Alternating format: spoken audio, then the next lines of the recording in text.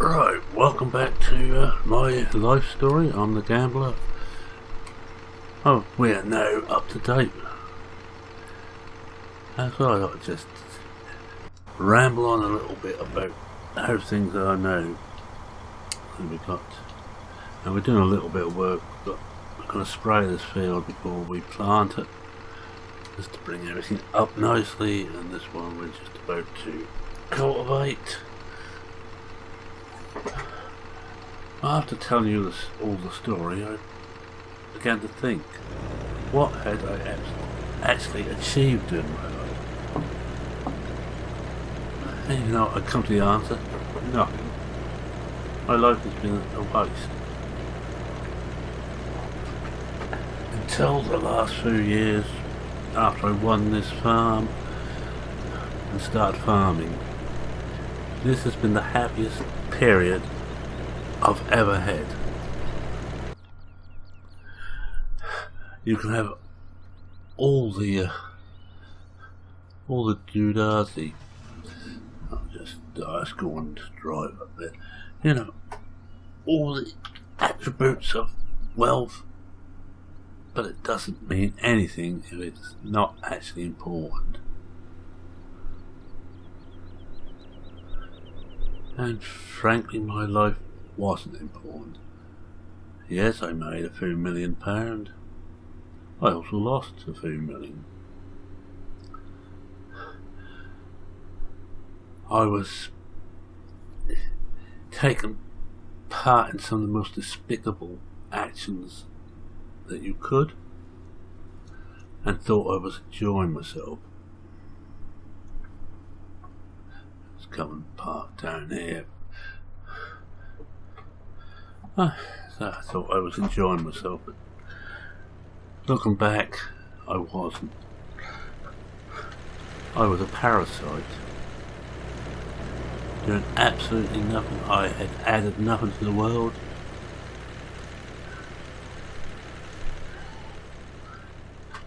I just run over here, see how he's doing. I'd added nothing to the world, and the world wouldn't really miss me, to be honest. Until I think now, things that actually I feel like I'm important. I'm bringing this farm back from the brink. I'm enjoying life again. I've even found a woman of around my age that I think the old phrase was I'm walking out with. Whether anything will come of it is another matter. But I'm content. For the first time in my life, I am content. I still play the occasional game of cards, but it's not the be-all and end-all anymore. I certainly don't deal in drugs anymore, or girls, or gambling of any other type. I've even given up smoking. I'm fitter and stronger than I have been for many years, even with me using the rented help all the time.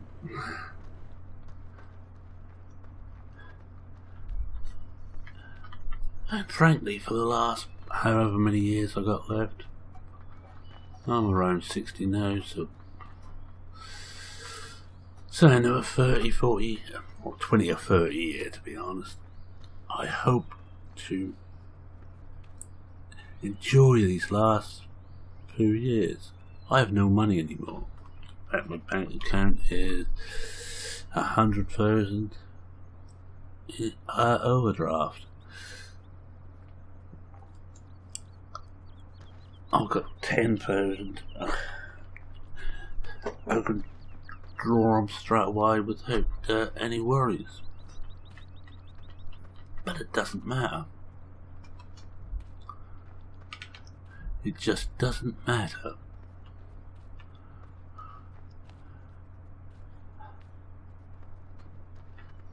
there's something about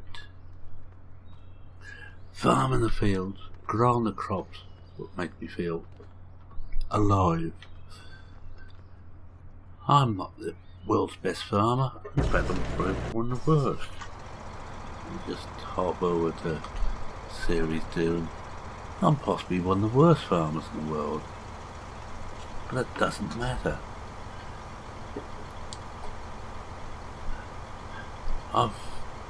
I'm making a small amount of cash here.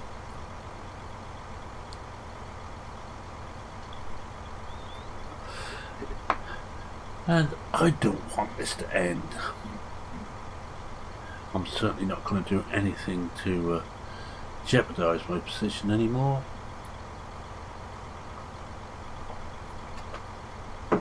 I'm not that well known in the community. Just drop that down a bit. I'm not that well known in the community, but I have some friends. The local shopkeeper knows me well.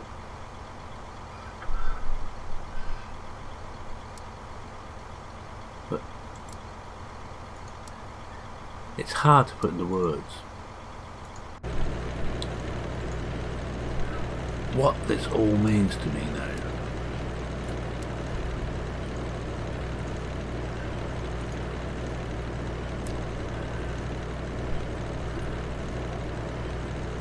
As I say, I just don't want this to end.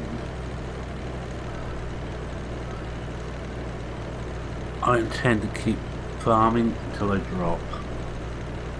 I have no family anymore. I have no close relations.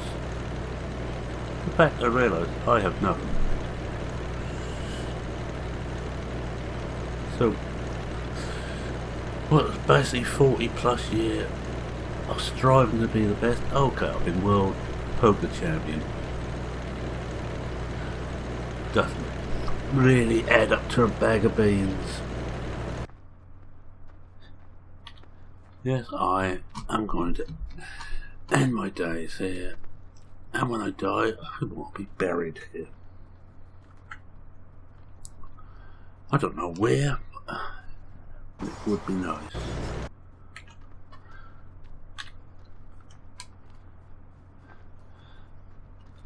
Guys going well, they really are cracking on with it.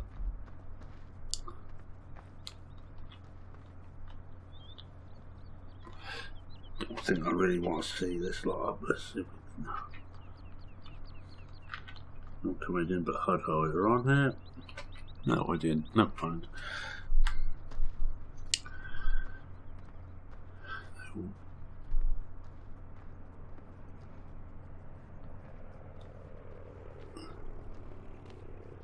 It must be almost finished spraying. I think we're.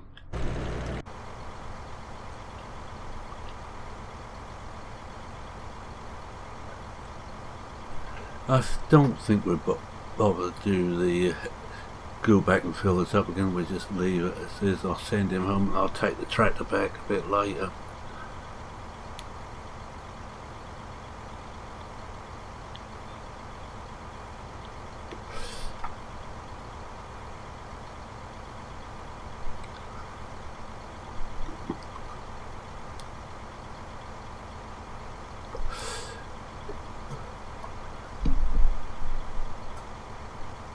Yeah,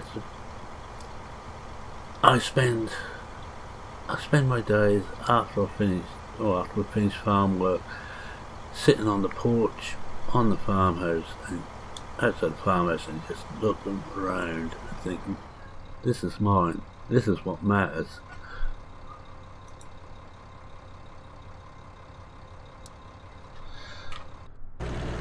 Well, let's just see how I'll just stop him because I'll take him back and he can go on. He lives off in this direction. I'll take over and just go and drive this home.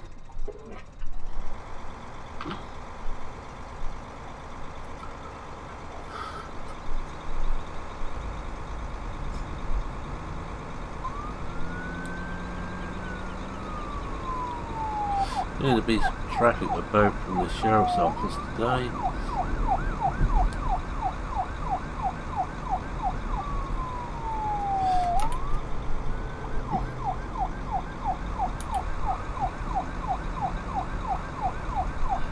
Shan't bother fill this up again. That can be done.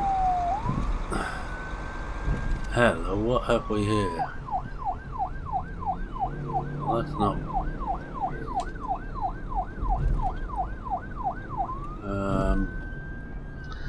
I think I better just go and see what they want.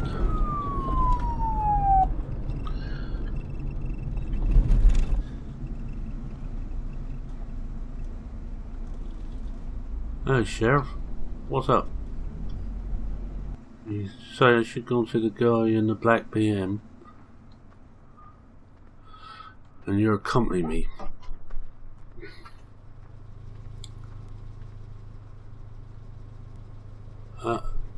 Excuse me? You say I'm under arrest? For murder? What? I don't understand.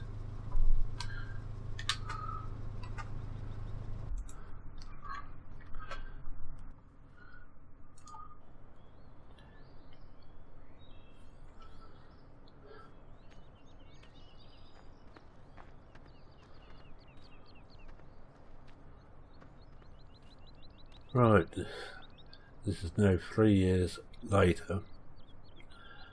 The gambler is dead. He didn't really stand much hope. The guy who was killed in that gang fight was an FBI agent. Not a very nice man, but he was an agent, and that's all that really mattered. The farm has been deserted. There is nothing here. All the buildings are here. All the machinery had to be sold to pay off legal fees and the gambler's debts. They finally nailed him. And if you remember, he didn't actually pull the trigger. He just happened to be in the room. And this is the field they were working at the time. Weed strewn.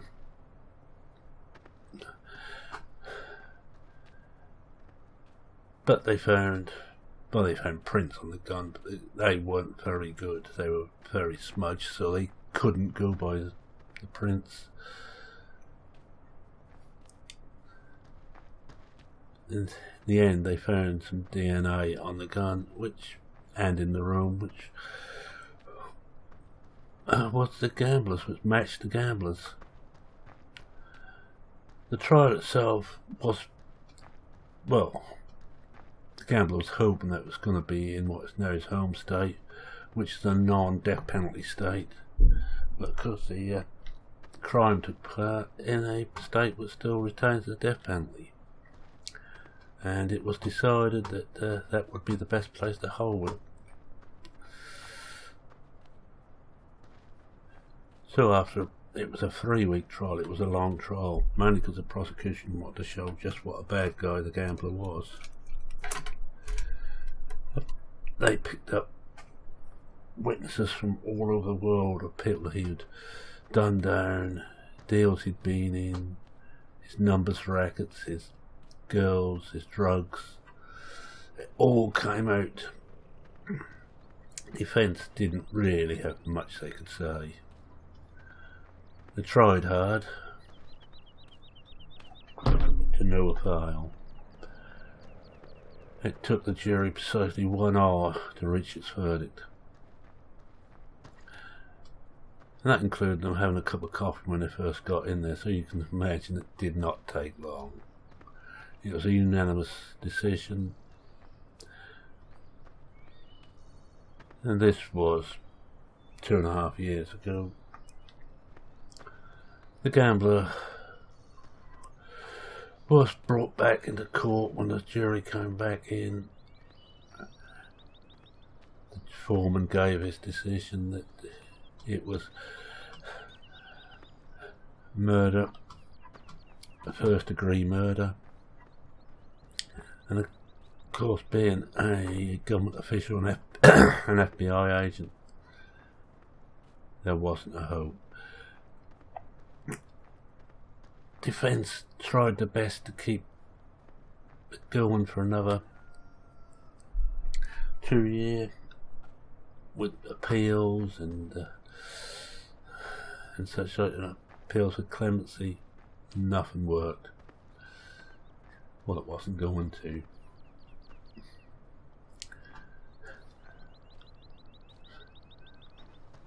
Oh look, we've got some letters in here. Someone must be growing them here. Not doing very well, I don't think, but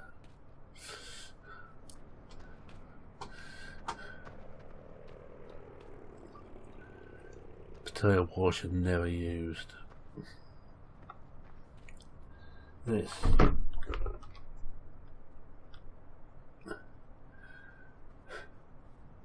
some silage won't be any good now. But 3 months ago, the defence just threw the towel in. The gambler threw the towel in. He was getting no younger, and you heard him 3 years ago. You know he wasn't happy with the life he'd led, and I think he decided it was time for it to end. It wasn't going to get any better. The woman he was seeing here disowned him once it came out what he was in for and why. No one here wanted to know him. It's funny that human nature is like that. All his friends he had here melted away. So 2 weeks ago he was led from his cell to a room, strapped to a table, to a bed, had the drip put into him, and there he was administered a lethal dose of drugs, quite a cocktail. His life soon ended. Most probably as well it was lethal injection and not the chair. The chair can go wrong far too often. It's just ironic for all the things he'd done, and he should have been jailed for, should have been caught for. The one thing he didn't do was the one thing he got caught for. Got the due justice.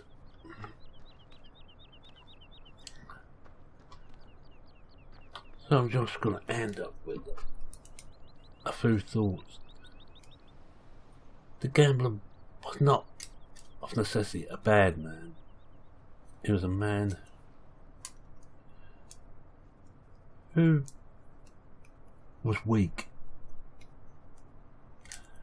who had a bad start in life, very bad. And it wasn't until very late in his life you realised what living was, by which time it was too late. The authorities were already after him. And how it came to be pinned on him was the authorities caught up with the gangs, with one of the mobs, and to get some lighter sentences they told him they'd tell him who killed their agent.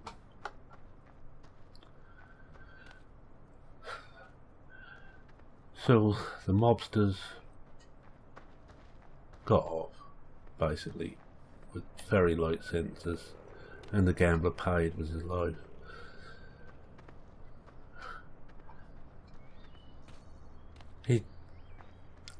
His passing was not mourned by anyone,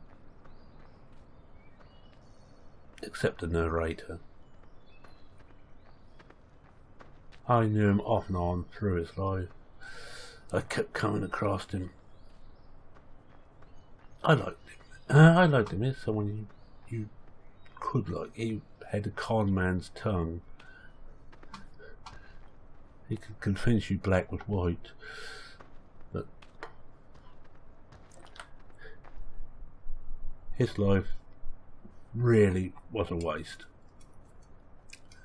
And with that, we will just fade to black and say thanks so much for watching, commenting, subscribing, liking, and I hope this hasn't put you into depression. But there ends the story of the gambler. Cheerio for now. Cheerio.